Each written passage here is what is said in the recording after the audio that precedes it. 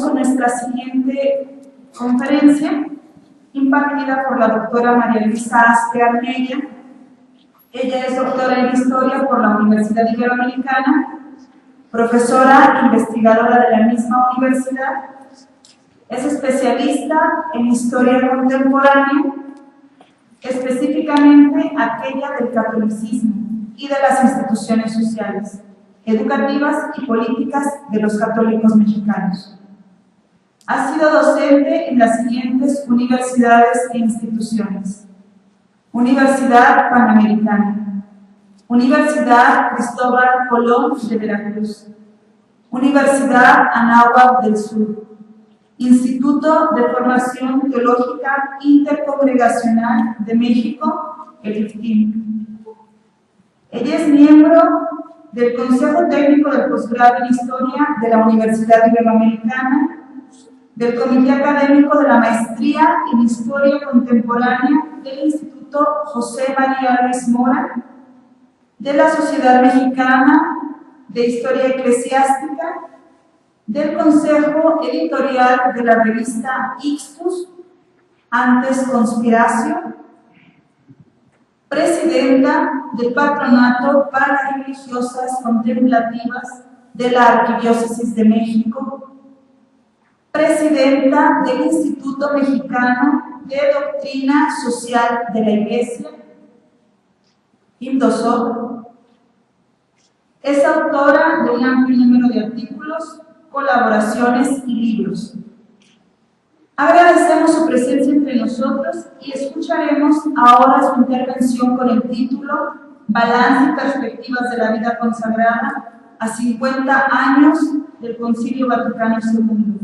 Una oportunidad en camino, visión desde la vida de una laica sobre los consagrados. Pues muy buenas tardes, me da mucho gusto estar aquí y agradezco la invitación. Hace poco menos de un año tuve la oportunidad de participar como ponente en este mismo espacio en las 9ª jornadas de reflexión de ciencias religiosas de esta universidad con el tema La vida laical a 50 años de la apertura del Concilio Vaticano II, nuevos horizontes, retos, esperanzas y realizaciones. Ahora me invitan para presentar mi visión de mi identidad de mujer laica, estudiosa de la historia de los religiosos en México, profesora de sus instituciones, para presentar esta visión de los religiosos. El padre Anchón, Fray Anchón, ha hablado de cómo los religiosos se ven a sí mismos. Yo tendré el atrevimiento de hablar cómo los veo desde fuera y a partir sobre todo de la investigación que me ha tocado hacer.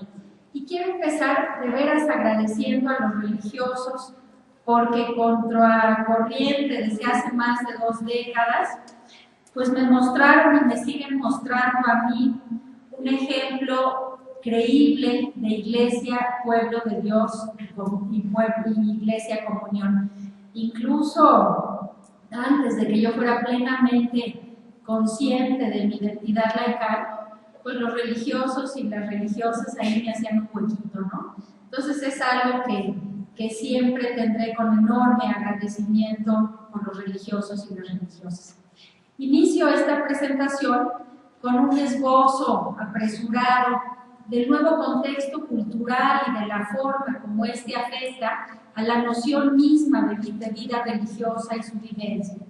La religión no ha quedado exenta del impacto de la globalización y del cambio del contexto histórico que la enmarca. Antes era ella, la religión, quien ejercía la función reguladora de las comunidades humanas, tiempos de nostalgia. Hoy, perdiendo presencia como institución, deja el espacio a infinidad de nuevas formas religiosas subjetivas, cada una de las cuales suele fabricar su propia religión con retazos de religiones diferentes. La racionalidad moderna, como nos dice Fray Carlos Mendoza, quedó marcada por la permanente sospecha y por la crisis de sentido, en especial La experiencia religiosa fue desmantelada por este sistemático inquirir de la conciencia crítica e histórica propia del mundo posterior a la crisis de la modernidad.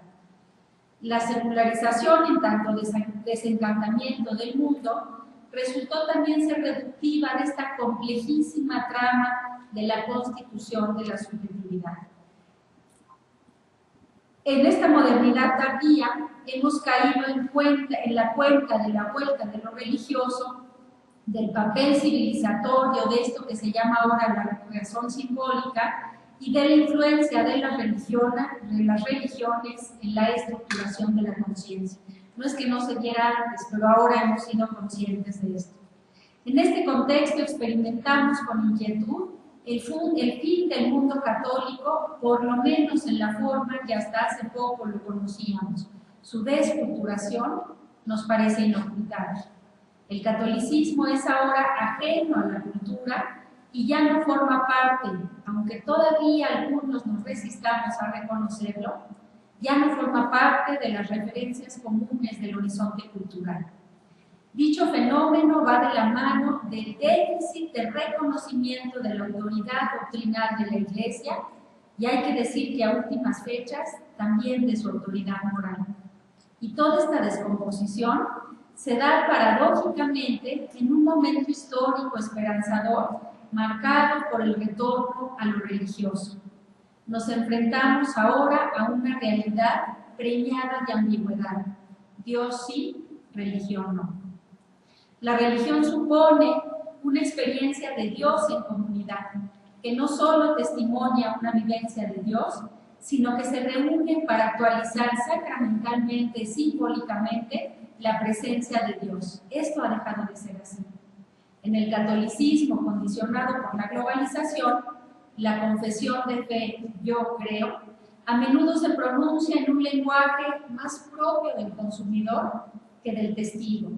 Mientras queremos ser una comunidad de fe, derivamos sin saber a ciencia cierta por qué en un establecimiento de servicios religiosos.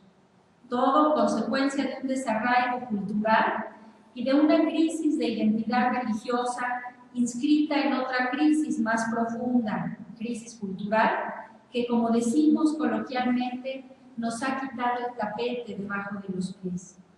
Tiempos de identidades cambiantes, difusas, con la doble experiencia de desarraigo y con la necesidad fundamental de echar raíces.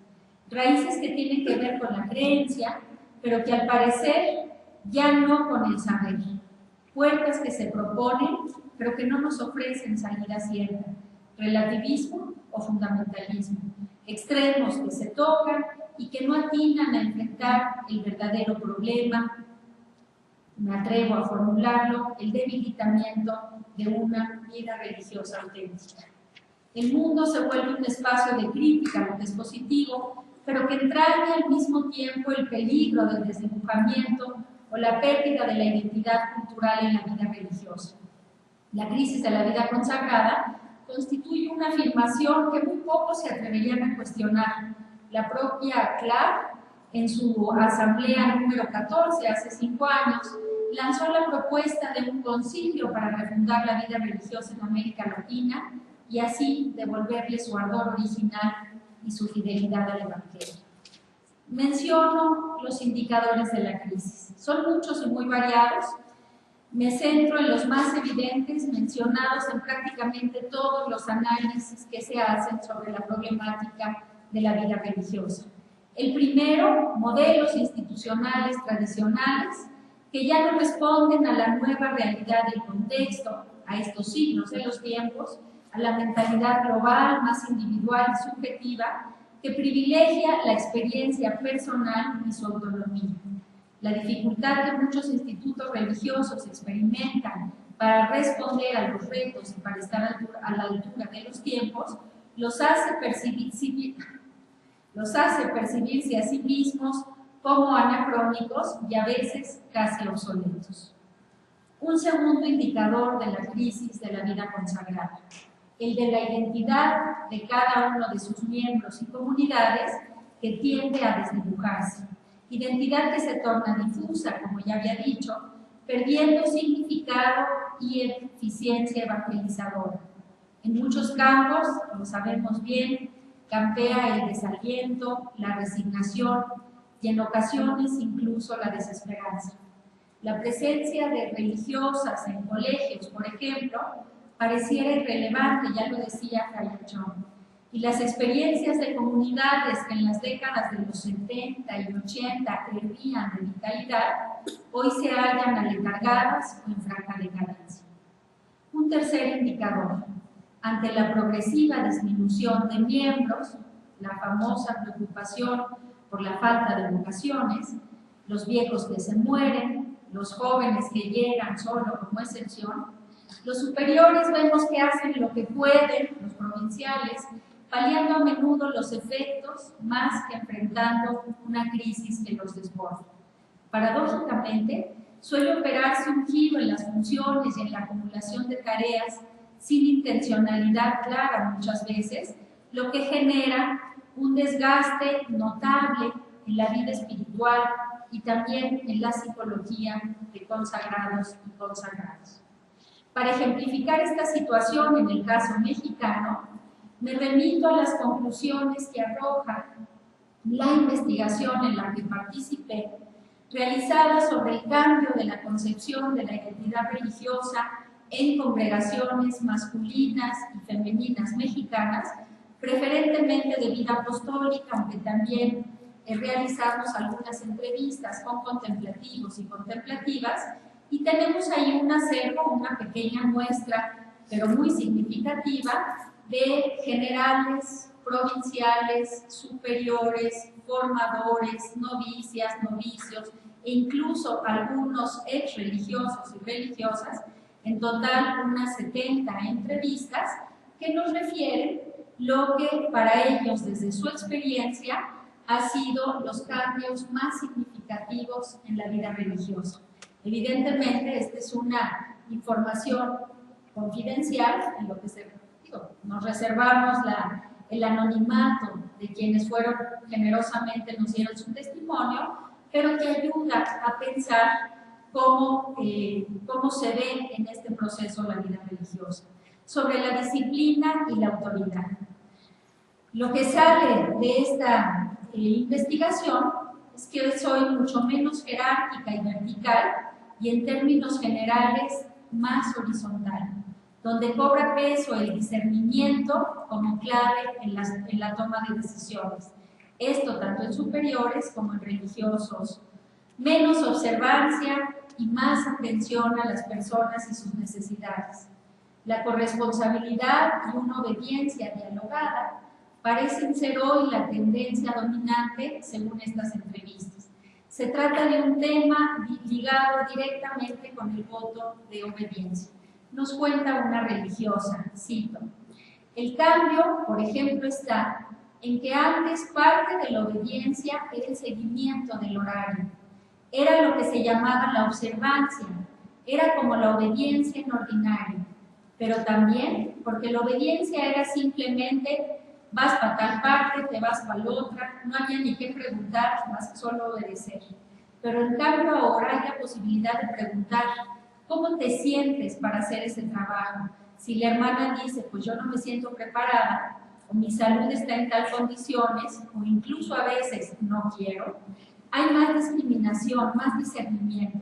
Se pide que la superior haga también su discernimiento, que antes no hacían, y que la hermana también haga discernimiento, y en ocasiones, que al llegar al discernimiento, la hermana se dé cuenta que se estaba negando por capricho, o que simplemente no quiero, y que Dios le está pidiendo que se disponga. Y la superiora también le dice, hermana, es que sabemos que tenemos que saber que contamos contigo. Los cambios que a veces piden todavía más el diálogo tienen que ver con los cargos, en cuanto a ser superiores, a desempeñar un servicio interno como es la formación. Eso es lo que verdaderamente pide mayor diálogo y discernimiento. Sobre la identidad, apostolado, la inserción y el carisma.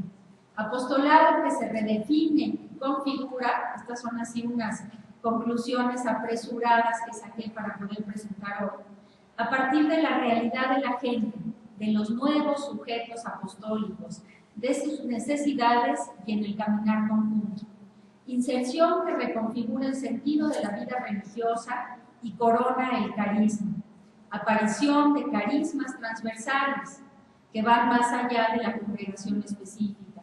Tensión entre la necesidad de conservar el carisma, la intuición original y la adaptación a los nuevos contextos, lugares y tiempos.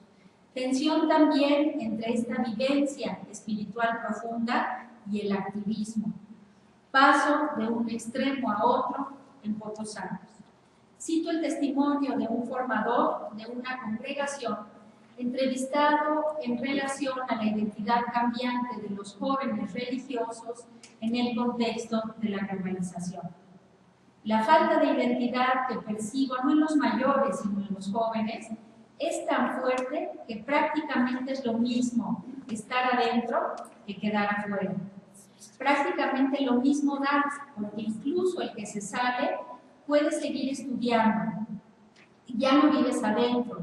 Haz de cuenta que lo único que es de veras distinto es que adentro tienes un superior que te está enchinchando, que con quién andas, que cuánto gastas, que a dónde vas, que pide permiso, y afuera no. Pero en contraparte, afuera ya no tienes dinero. Entonces, ¿hasta qué punto el estar adentro llega a significar en algunos casos estar becado por la congregación? Yo alguna vez llegué a formular que no es excepcional entre nuestros estudiantes que se queden primariamente en la orden, motivados por las oportunidades materiales y sobre todo educativas que se les brindan y que se quedan mientras duran. Fin del testimonio. Hay otros testimonios que dan cuenta de un proceso en ascenso entre los jóvenes que ingresan a la vida religiosa de mayor autonomía responsable y pertenencia propia a la congregación en particular y a la vida consagrada en un plano más amplio. Jóvenes que encuentran en la construcción de la persona uno de los principales retos de su identidad auténtica, tanto como de su relación con los demás y con Dios. Me decía un superior, bueno, para mí fundamentalmente hay una diferencia en concebir la vida religiosa como estado de perfección angelical, a concebirla y vivirla como una opción humana auténtica como es hoy, una alternativa que no es la mejor ni la más perfecta ni la más querida, pero la que Dios me pide. Hace un rato que oía a Brian Shaw, pues a esto se refería.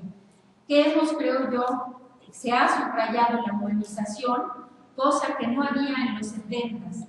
Tenía mucho mayor fuerza el favorecer, el canalizar todas las energías al proyecto apostólico de la congregación y en los 70s, por supuesto, al cambio de las estructuras sociales. Sobre la comunidad es donde se ubican, según las entrevistas, los cambios más significativos operados al interior de la vida religiosa, punto de partida de la misión y de donde nace su fuerza, basada en las relaciones personales de amistad entre hermanos y con Dios. Reflexiona una superior. En este presente que todos llaman posmoderno, la situación es mejor. No hay seres humanos puros, libres de otros condicionamientos, pero sí de atención a la persona en cuanto a equilibrar un poco más el trabajo, el descanso. Ahora se recupera la importancia de la vida comunitaria, de la persona en específico, de ayudarnos en situaciones límite, de apoyarnos, o sea, en experiencias culmen, restaurarnos, celebrarnos y al mismo tiempo con apertura para vivir diversidad de ministerios de acuerdo a los intereses, a la vocación, a lo que le apasiona más a la persona, pero al mismo tiempo compartiendo el servicio que es común a la congregación.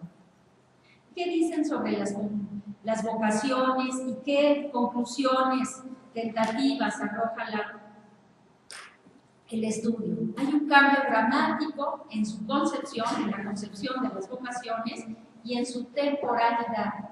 Ya no obedecen tanto a la elección divina, sino a la sintonía con un carisma o al deseo de servicio o, en el mejor de los casos, a lo que Dios quiere para cada uno.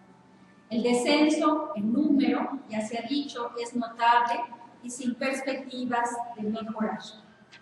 Se dan los ingresos a mayor edad, se modifican los requisitos de ingreso, la toma de conciencia, la capacidad de introspección del candidato o la candidata, la capacidad que tiene de adaptación y de cambio, la posibilidad de hacer frente a las heridas que todos cargamos dentro. Ausencia de una estrategia vocacional clara y definida es algo que prácticamente todos los superiores y los formadores señalaron. Se trata ahora, la vocación a la vida consagrada, de una opción entre muchas otras, ya no para toda la vida, sino a prueba con una duración incierta. ¿Qué dicen sobre los votos? Una resignificación de los votos atendiendo más a la persona y al nuevo contexto cultural. La práctica en este ámbito lleva la delantera al discurso. En lo que se refiere a la pobreza, pareciera que hay una toma de conciencia de que no se es pobre, y en este sentido, la resignificación de la pobreza a partir de la inclusión, del compartir y de la solidaridad. En relación a la castidad, se percibe la orientación también a resignificarla a partir del trabajo personal, comunitario y formativo en las áreas de la afectividad y la sexualidad, jugando un papel central en la nueva formulación del voto, la psicología y las terapias humanistas. Este es el testimonio de quien fuera formador. Ya no lo es, sigue siendo religiosa. Si se plantean preguntas, sí se plantean preguntas, pero yo también, por mi experiencia, voy a decir que la opción de una vida célibe en el seguimiento de Jesús es un proceso que no es ideal, no es ascendente siempre, es un proceso donde hay curvas, tropezones, subidas, bajadas. Hay quien logra centrarse en Jesús y en su reino, y hay quien difícilmente logra centrarse y acaba saliendo. Lo va viviendo como va pudiendo en un compromiso grande. Hay celibatos titubeantes en el que surge la pregunta, ¿seré capaz? Y no sabemos si serán capaces nosotros como formadoras, no sabemos si serán capaces en este mundo que viven y que en este mundo que viven, ¿verdad? Pero ahí van encontrándole sentido a la misión, encontrándole sentido a su encuentro con Dios, buscando en el Evangelio más consistencia a su fe. Les gusta la oración comunitaria, la fe que compartimos, qué es lo que nos dice a todos como comunidad la palabra de Dios, y la variedad de experiencias de fe en cada una y cómo nos vamos apoyando. Eso les gusta. Pero son generaciones muy heridas afectivamente, con unos destrozos emocionales y afectivos tremendos de origen, desde su casa, y esto las hace todavía más vulnerables para vivir la soledad. Creo que no tenemos respuestas profundas sobre el tema de los votos. Hay chicas que tienen una obediencia buscada, como buscada en conjunto, pero una obediencia en la que muchas cosas saben que tienen que resolver en primera persona. Es ella la que tiene en último término la decisión, cosa que antes con la señora superiora era impensable. Cabe destacar el papel que las teorías de género juegan en el mismo proceso, atravesado por la tentación a la negación y a la eufemización institucionales del tema de la sexualidad. Como tónica general, resalta la falta de conocimiento, de estrategias y de consenso congregacionales e institucionales para enfrentar dicha problemática. El proceso de inculturación, de adaptación y de cambio de la vida religiosa está resultando, según esta investigación, por demás complejo. El contexto histórico, la cultura, ha penetrado hasta la médula de la vida religiosa, produciendo en los renuevos religiosos cansancio e incluso hartazgo con la tradición y con las formas antiguas, pero al mismo tiempo hay un deseo de experiencias religiosas diferentes, ¿no? Según lo narran los propios entrevistados, y dejar detrás la vivencia de un carisma como lo hacían las generaciones anteriores. Afirma un superior quien fuera durante años formador en su congregación y que luego fue provincial. Existe la tendencia creciente a partir de los años 90 a tomar los votos como un trámite para tomar tu estancia en un cuerpo religioso que te interesa. El valor de los votos a partir de la segunda mitad de los 90 se vuelve muy relativo. Te pongo el caso de la obediencia. Se asume como componente que te permita hacer lo tuyo sin demasiadas complicaciones. Habrás oído por ahí decir, cuando el provincial te llamaba hace 30 años, tú decías como religioso, ¿qué habré hecho? Y ahora, cuando un estudiante le dice al superior o al provincial que quiere hablar con él, el provincial dice, ¿qué habré hecho?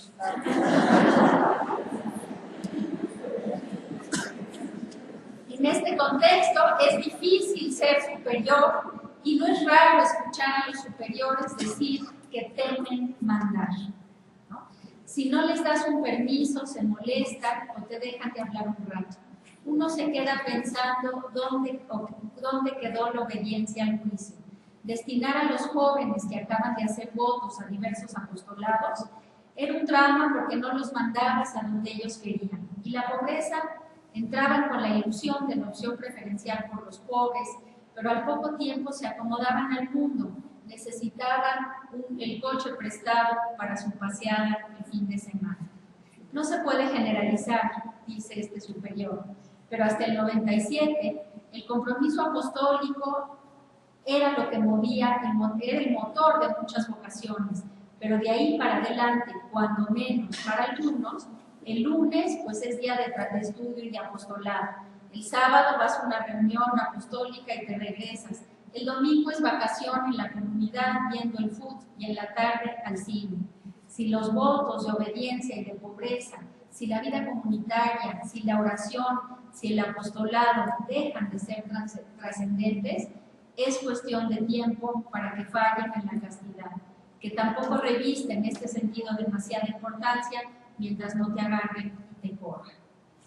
En este contexto no es de extrañar que las dificultades espirituales, según todas mis referentes del estudio, que las dificultades espirituales suelen ser superadas a nivel individual y de manera emocional, optando por caminos espirituales más bien personales e incluso eclécticos, como encontramos por las referencias en los testimonios. Estos testimonios dan cuenta de la importancia capital que se les concede a los relatos personales y a los testimonios individuales. La identidad de los jóvenes es narrativa. Esto es una recurrencia que encontramos en los testimonios, ¿no? Subjetivos, cargados de emotividad, lo que hace pensar en la construcción de identidades narrativas en la vida consagrada de los más jóvenes. Y aquí bien podría deducirse también la dificultad que encuentran los nuevos candidatos para asumir las enseñanzas capitulares y para interiorizar las normas congregacionales más exigentes.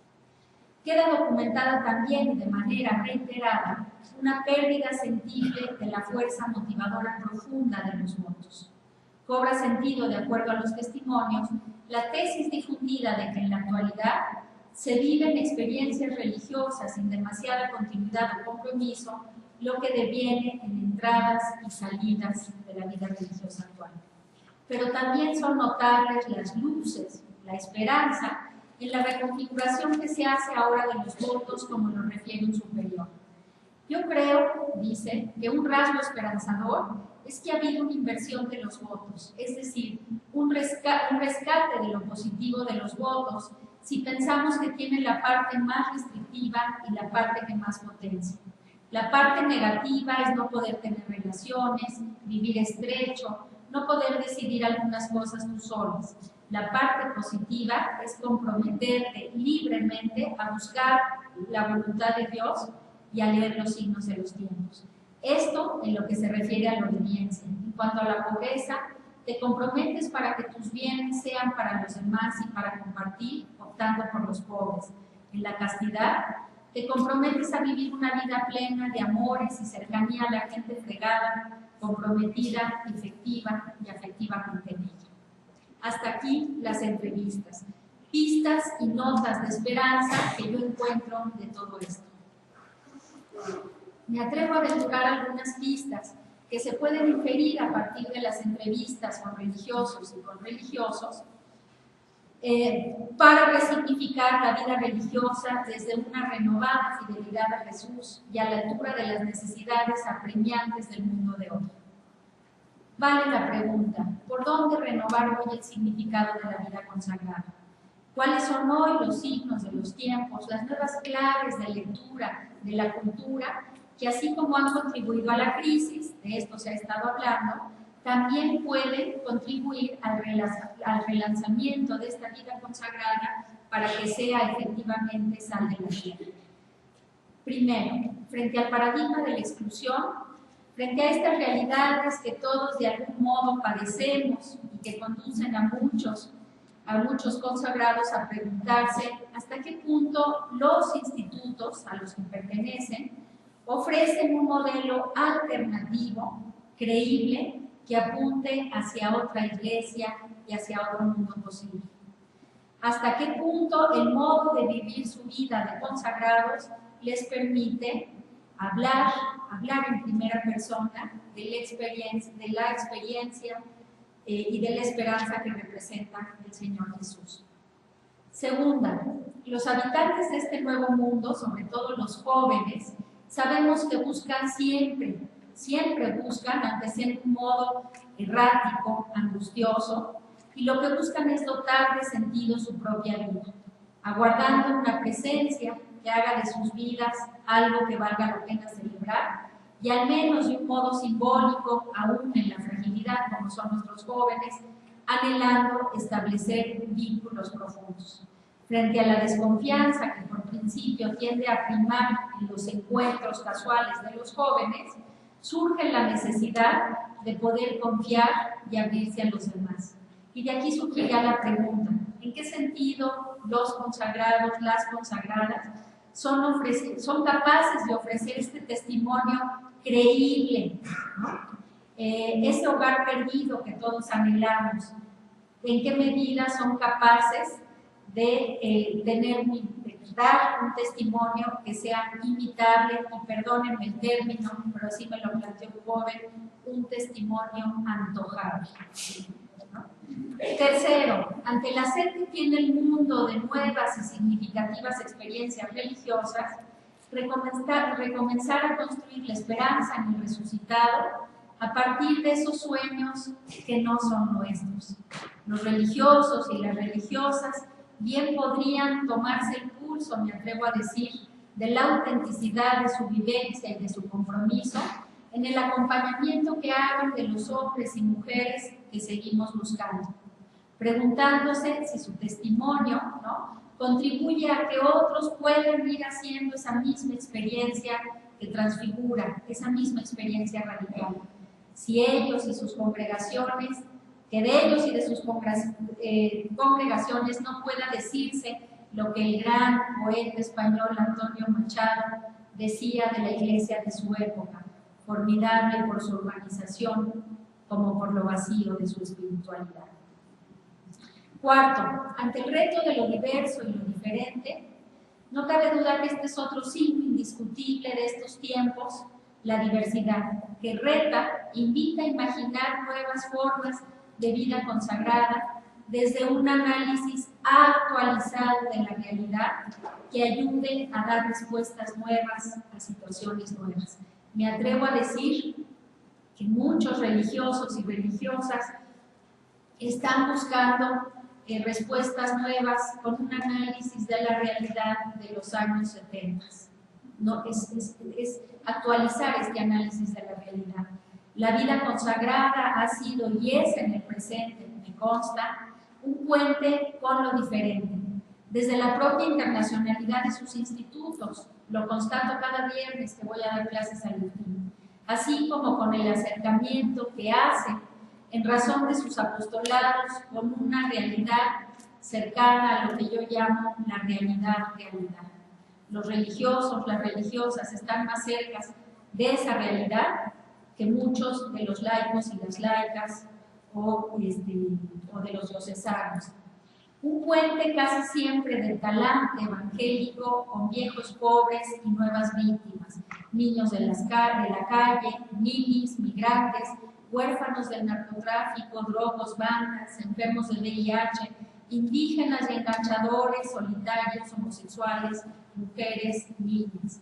Puente que con esfuerzo se hace eco de la experiencia y la reflexión de las mujeres sobre Dios y de su simbolización particular, que va cobrando conciencia, no sin resistencias, de la necesidad de que las mujeres ocupen su lugar en la sociedad y en la Iglesia, construyendo relaciones de comunión tan distintas, hay que decirlo, a las relaciones actuales. Vida consagrada que pueda ser cada vez más matriz y puente de espiritualidad encarnada y también de una eclesialidad profundamente humana y auténticamente comunitaria.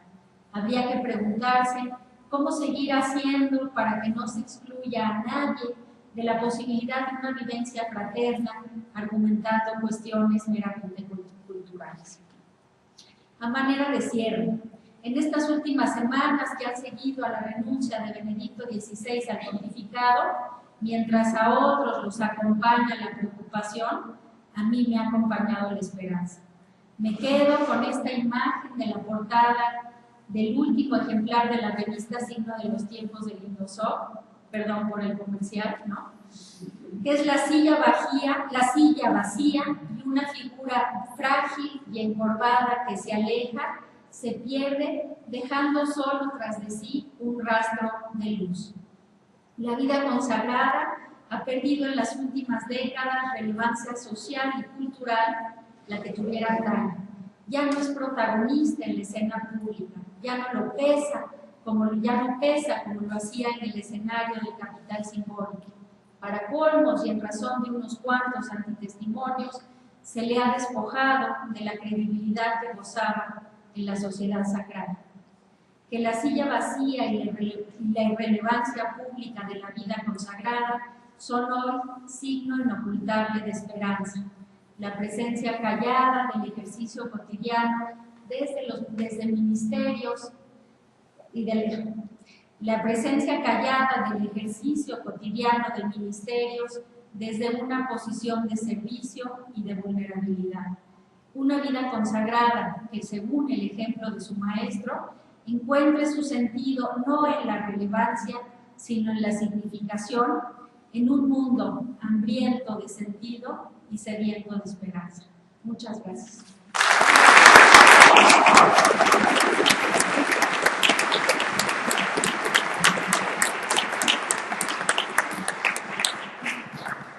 La dinámica ahora es exactamente la misma. Pasarán a sus lugares a proporcionarles papeletas a aquellos o aquellas que quieran hacer una pregunta. Y también quien se anime, ¿verdad?, a hacer una pregunta así con el micrófono, pues también levanta su mano y le hacen llegar el micrófono.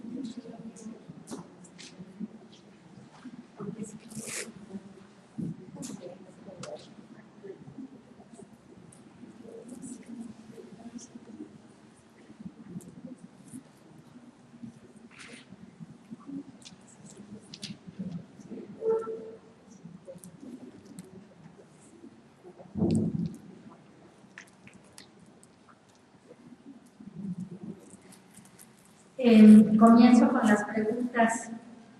¿Cómo crees que pueden retroalimentarse los laicos y las laicas y religiosos y religiosas para crecer ambos en su vocación peculiar? Yo aquí creo que lo más importante, incluso antes de la colaboración, es conocer la propia identidad. Solo, ese es lo que yo creo, solo se puede dialogar desde una identidad sólida, ¿no? Pero primero conociendo la propia identidad y luego pues sabiendo que la misión no es restrictiva, o sea, el reino es mucho más amplio de lo que es para los religiosos o para los laicos. Y en este sentido, pues yo diría que ahí todavía nos falta muchísimo camino desde mi percepción, hacer cierta esta promesa del concilio de Iglesia Pueblo de Dios, ¿no? Pues ahí nos podemos encontrar. Si no lo hacemos desde la propia identidad, pues acabamos siendo lo que yo planteaba en este congreso pasado, laicos clericalizados, ¿no? O laicos religiosos, que esto es un sinsentido, ¿no? Es decir, una cosa es la colaboración y otra cosa muy distinta es tomar una identidad como impostura, ¿no? En la colaboración, yo en lo personal pues me siento pues muy cómoda y muy feliz y muy agradecida de poder caminar con los religiosos y las religiosas como lo he hecho en los últimos años. Esta está bonita, me dicen feliz cumpleaños.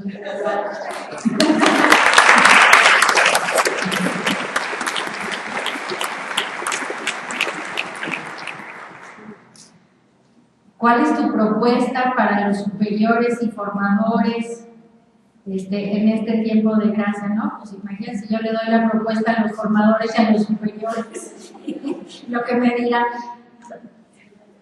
Yo lo único que puedo decir es como historiadora, como laica, y es conocer el contexto. Yo creo que muchos de los errores en la formación tienen que ver con que los sujetos no son los que crees que son. Y en la cultura en las últimas décadas tiene un cambio tan rápido que los jóvenes de hace 5 años no son los de ahora, con toda esta cuestión de las tecnologías comunicativas, ¿no? Entonces, en este sentido, conocer los sujetos, y la mejor manera para conocerlos es preguntarlos, ¿no? Digo que entrar a clases con los jóvenes es algo así como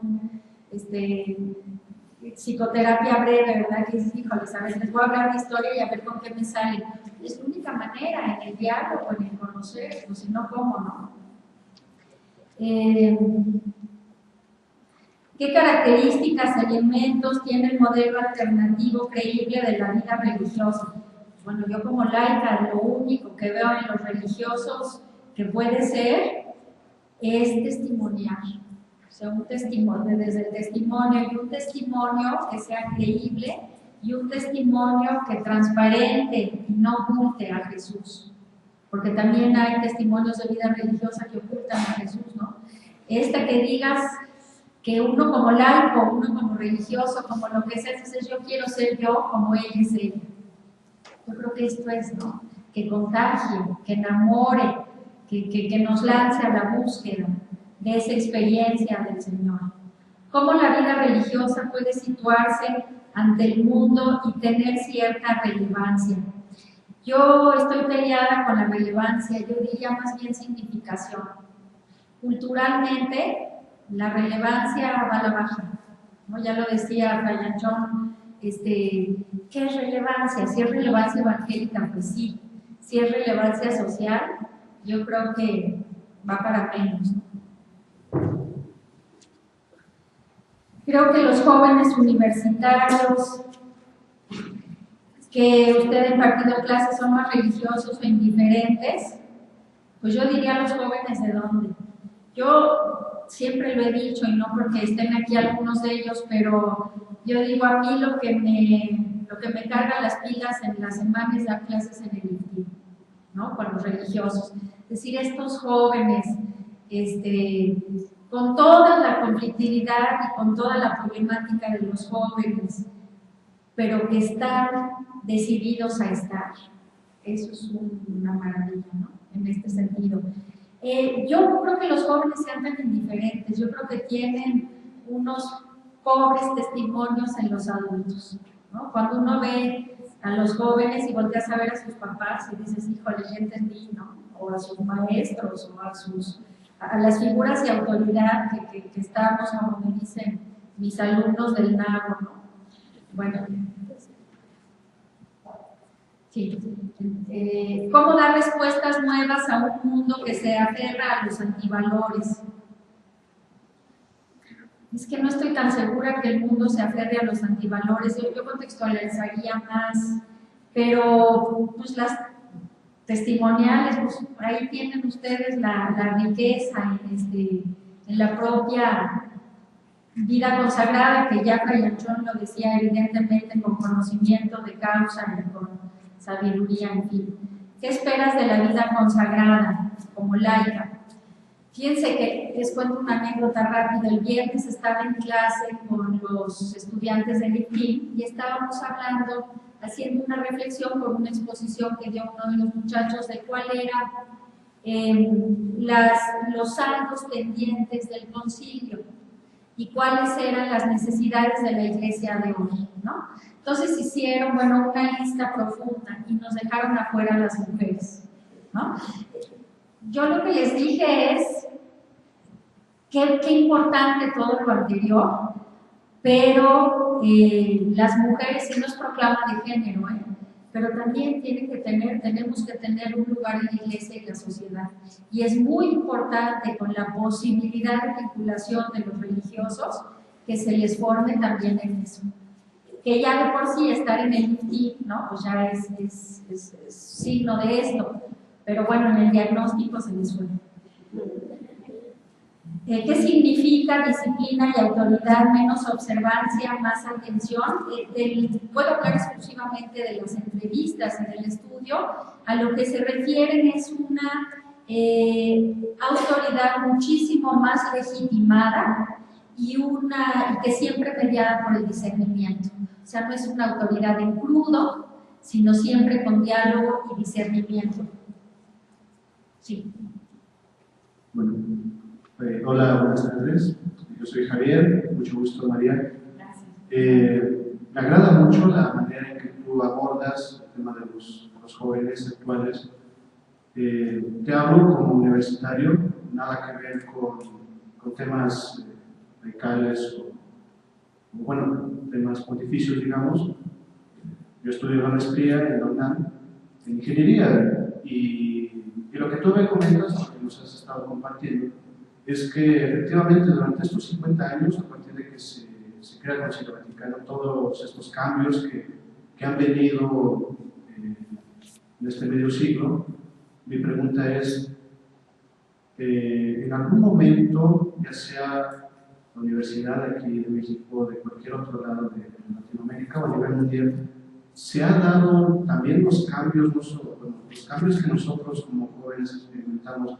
También este tipo de instituciones han tenido esos cambios para que se puedan acercar a nosotros y entonces pueda haber un diálogo, como tú lo comentas, un diálogo de tú a tú con los jóvenes, o solamente ustedes han estado de aquel lado observando lo que está pasando con los jóvenes, con la juventud actual, y entonces solamente están viendo, bueno, ya hicieron esto, ahora yo me voy a comprometer a hacer lo demás. O sea, nada más han estado como en una actitud de defensiva, o también han estado, durante esos 50 años, también han estado trabajando para modificar toda la estructura de cómo llevar ese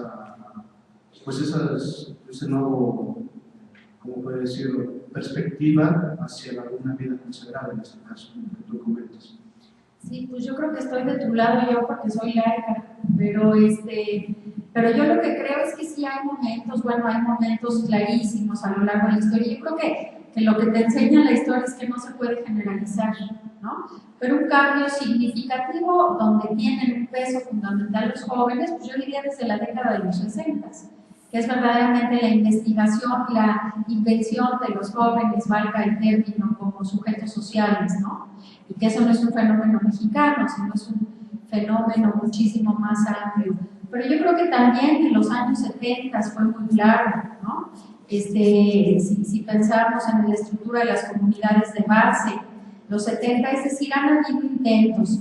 Yo creo que aquí lo importante, y me atrevo a hacer una reflexión más amplia histórica, es que estamos en un momento todavía de quiebre de paradigma histórico y todavía estamos con el tapete moviéndose, como pudo haber sido en el Renacimiento o en otro momento de cambio de paradigma. Y cuesta mucho trabajo entender el mundo de una manera distinta, ¿no? entender la novedad de una manera distinta, y eso lo ves en las figuras de autoridad, igual en la iglesia que con los padres, que con los maestros, ¿no? Entonces, yo creo que la única posibilidad de hacerlo como lo hicieron desde el principio de los tiempos es acercarse a conocer eso.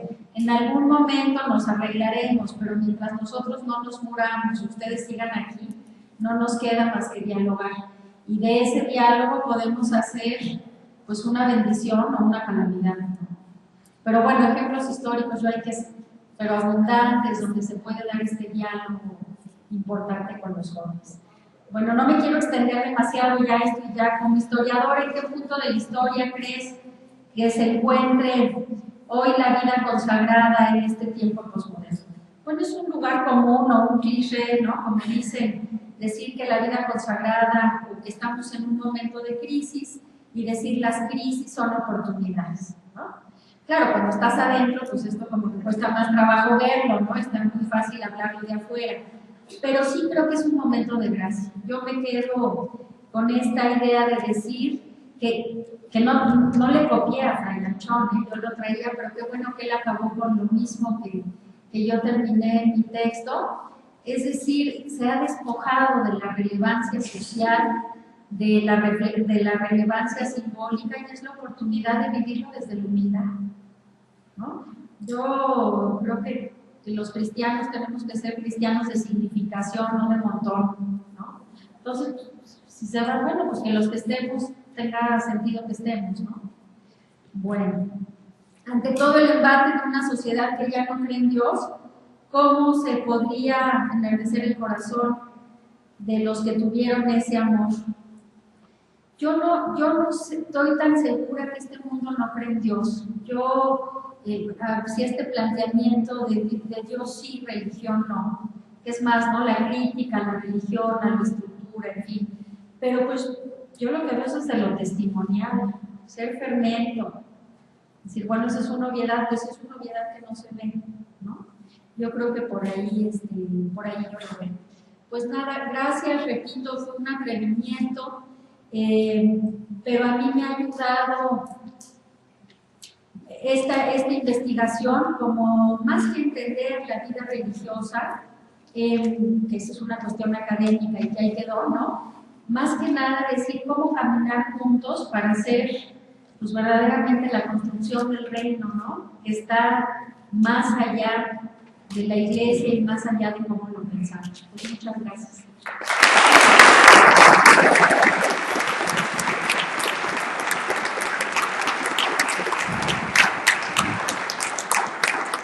Agradecemos mucho la extraordinaria participación de la doctora María Luisa, y el padre Félix García le otorga el reconocimiento de parte de la universidad.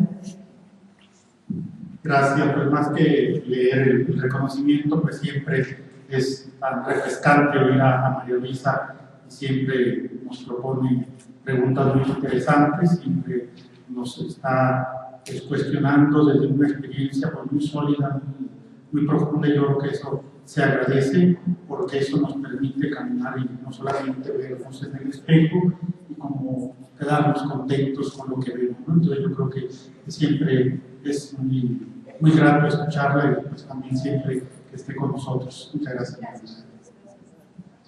Pues hacemos una pausa.